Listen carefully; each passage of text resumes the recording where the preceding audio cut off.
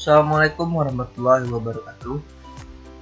Pada video kali ini saya akan mempresentasikan deskripsi perancangan perangkat lunak atau DPPL Sistem Informasi Library Fakultas Sains dan Teknologi atau singkatnya itu ELIFAS, dengan terdiri dari anggota saya sendiri sebagai ketua yaitu Denny Cahyadi Sundara, F1E1 19083, Hendo Prima Yudhistira, F1E1 19084, Arsy Fadila Zahra, F1E1 19094, dan Sudi Lestari, F1E1 19102.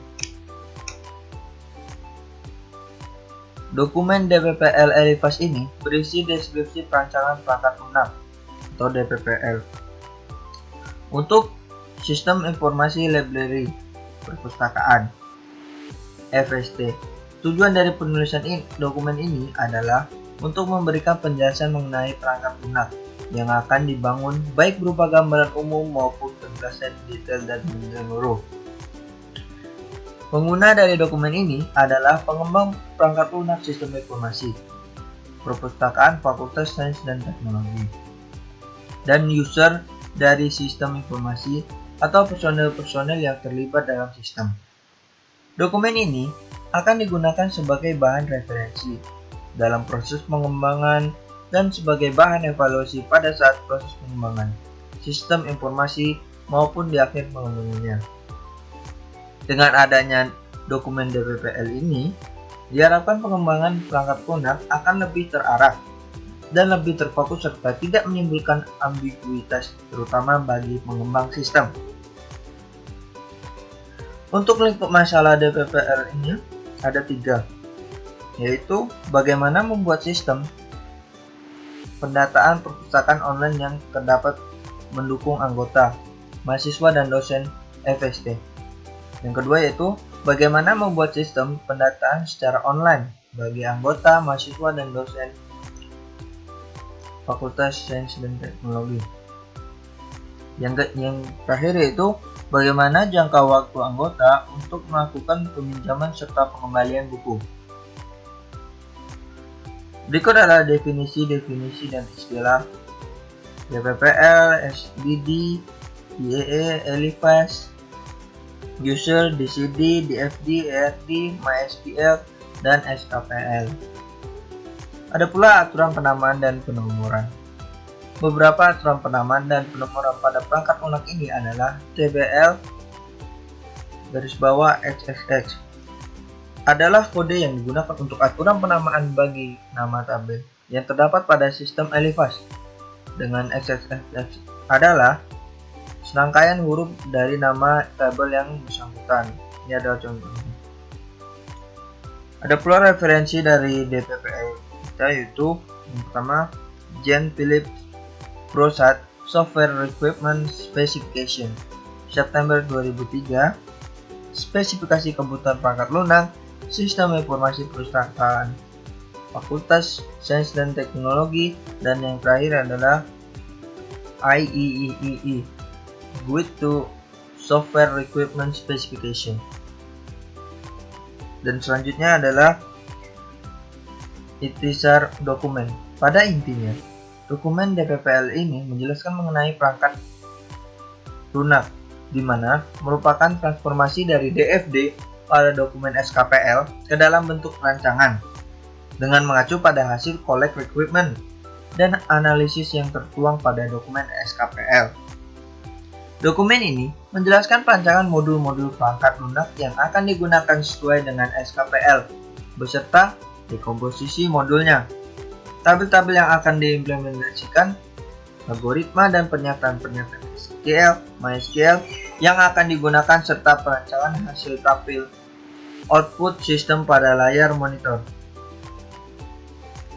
Dokumen ini secara garis besar terdiri dari 3 bab dengan perincian sebagai berikut.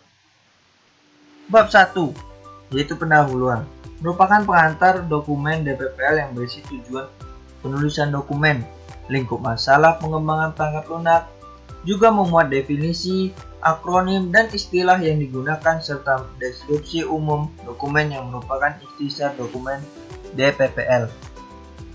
Bab 2 yaitu rancangan lingkungan implementasi, yaitu menjelaskan spesifikasi hardware, software, basis data yang akan digunakan untuk implementasi sistem. Bab 3 yaitu rancangan data, yang berisikan informasi daftar tabel, konseptual data model, dekomposisi fungsional model, rancangan arsitektural, menjelaskan informasi hubungan antarmuka sistem dengan tabel sistem. Bab 5 yaitu perancangan antarmuka yang berisikan desain antarmuka sistem yang akan dibangun. Dan yang terakhir, perancangan prosedural, menjelaskan fungsi-fungsi dari modul yang terdapat pada sistem. Ada pula rancangan lingkungan implementasi DPPL e-learning FSD ini, yaitu menggunakan sistem operasi Windows dan bahasa pemrograman PHP. Database dengan menggunakan database manajemen, yaitu MySQL. Ada pula daftar tabel dari Eliphas ini, yaitu ada 4 nama tabel, yaitu anggota, buku, peminjaman, pengembalian, dan menggunakan 3 primary key, username, ID buku, pinjam. Untuk tabel anggota DB Eliphas, nama tabel anggota, primary key, username, fieldnya seperti ini. Username dengan jenis data varchar dengan ukuran 20 adalah primary key, yaitu untuk pemilik akun. Nah, password di sini memakai varchar dengan ukuran 10, yaitu adalah password akun, nomor telepon. Nah, yang kedua yaitu tabel buku. Dalam tabel buku ini ada 2 field, yaitu adalah ID buku dan judul. Sama-sama jenis datanya varchar dan dengan ukuran 20. Untuk ID buku yaitu adalah primary key untuk mengetahui identitas buku. Yang ketiga yaitu ada tabel peminjaman. Tabel peminjaman di sini memakai 3 field, yaitu ID pinjam, ada 4 field, yaitu ID pinjam, username, ID buku, tanggal pinjam. Untuk ID pinjam yaitu jenis datanya varchar, untuk username varchar, untuk ID buku varchar, tanggal pinjam yaitu date dengan ukuran 20, 20, 20 dan 8. Nah, untuk pada tabel peminjaman ini, untuk primary key-nya yaitu ID pinjam. Untuk username dan ID bukunya yaitu foreign key, mengambil dari tabel buku dan tabel anggota.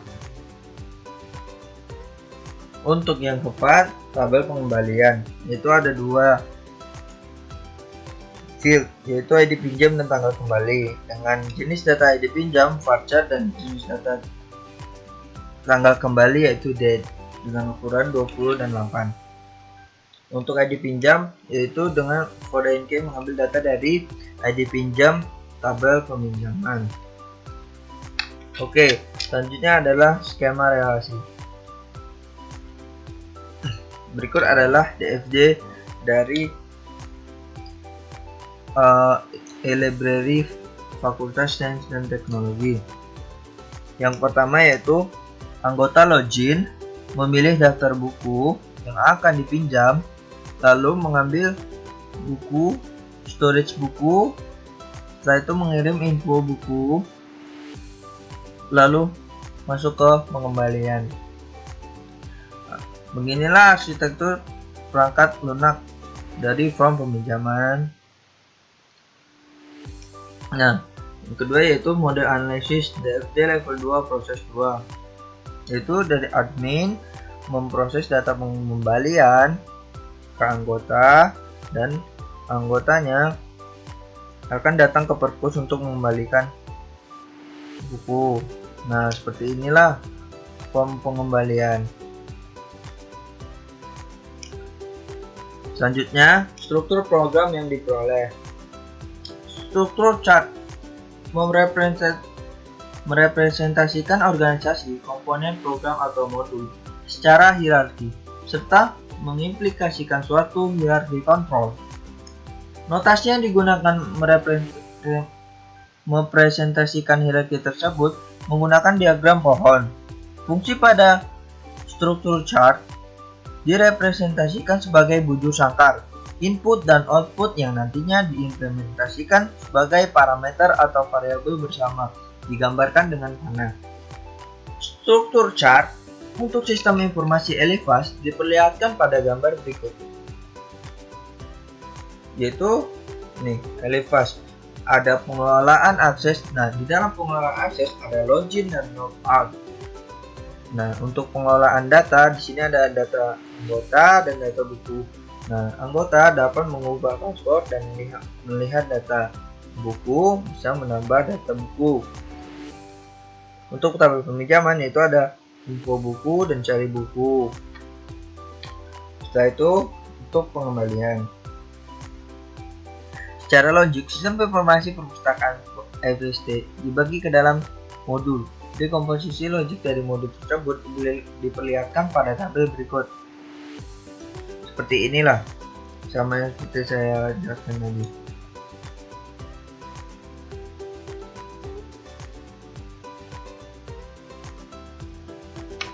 Nah, ada pula selanjutnya yaitu dekomposisi fungsional modul. Yang pertama yaitu login, data inputnya username password, data outputnya status login. Keterangannya yaitu fungsi ini sebagai proses login anggota. Untuk logout, data input tidak ada dan data outputnya status logout. Fungsi ini sebagai proses logout anggota. Untuk fungsi tambah data buku, data inputnya ID buku, judul, outputnya itu status info buku. Untuk mengetahui info buku, ubah password. Data inputnya adalah password lama, masukkan password baru dan ulangi password baru. Outputnya akan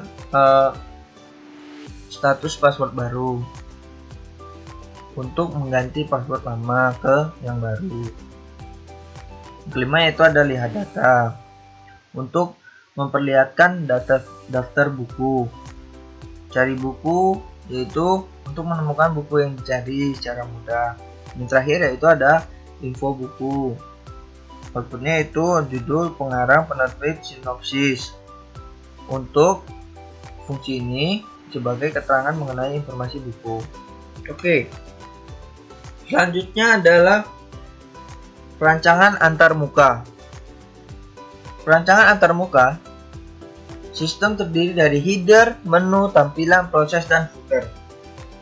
Header, bagian header berisi logo Fakultas Sains dan Teknologi Unja.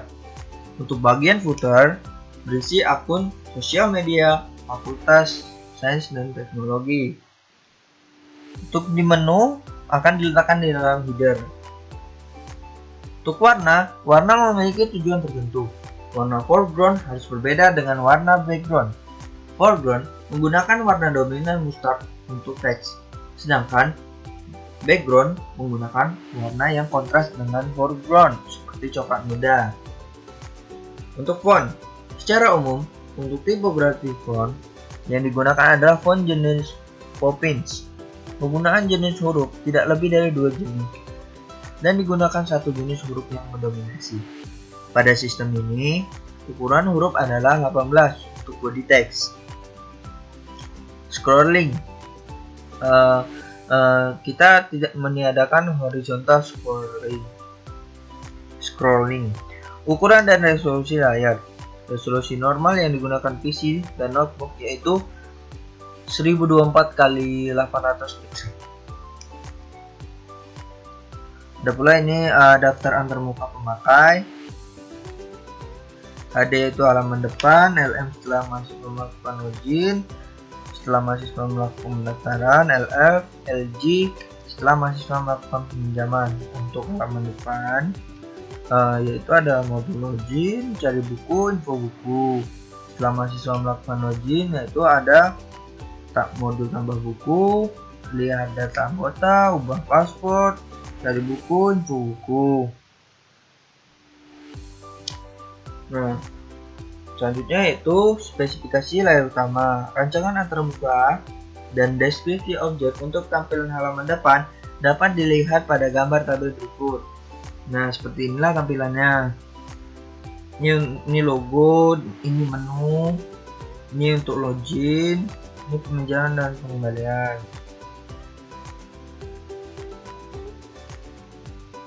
Nah, untuk header, untuk deskripsi objek, rancangan antarmuka halaman depan, header berisi informasi, judul dan header ini akan tampil di semua halaman. Untuk footer berisi sosial media. Untuk menu, informasi perpustakaan fakultas dan teknologi. Untuk cari, tombol untuk menampilkan daftar buku.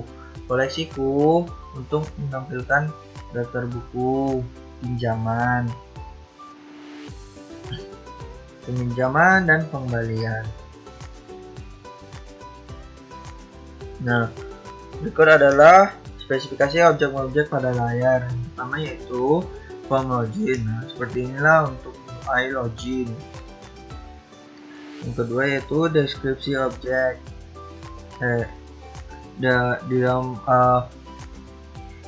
Di dalam login yaitu ada username, ada password. Nah, untuk form peminjaman yaitu ada ID pinjam, username, ID buku, dan tanggal. Untuk pengembalian di sini ada ID pinjam dan tanggal kembali. Setelah itu form login jika salah. Ini jika form login salah akan muncul tulisan username password salah, silakan login kembali. Ini tampilan untuk form ubah password jika salah. Nah, untuk selanjutnya perancangan prosedural. Koneksi DB melakukan koneksi ke database pada server. Jika terkoneksi berhasil akan menghasilkan menu. Jika gagal akan menampilkan pesan errornya. Nah, di sini masih mengalami error. Nah, untuk algoritmanya seperti ini.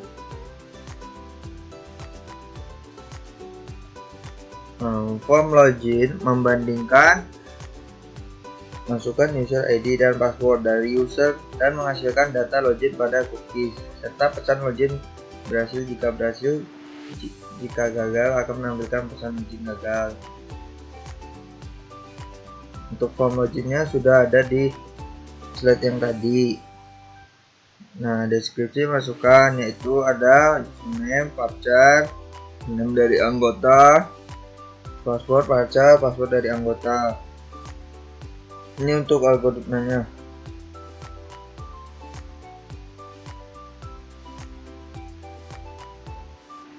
Nah,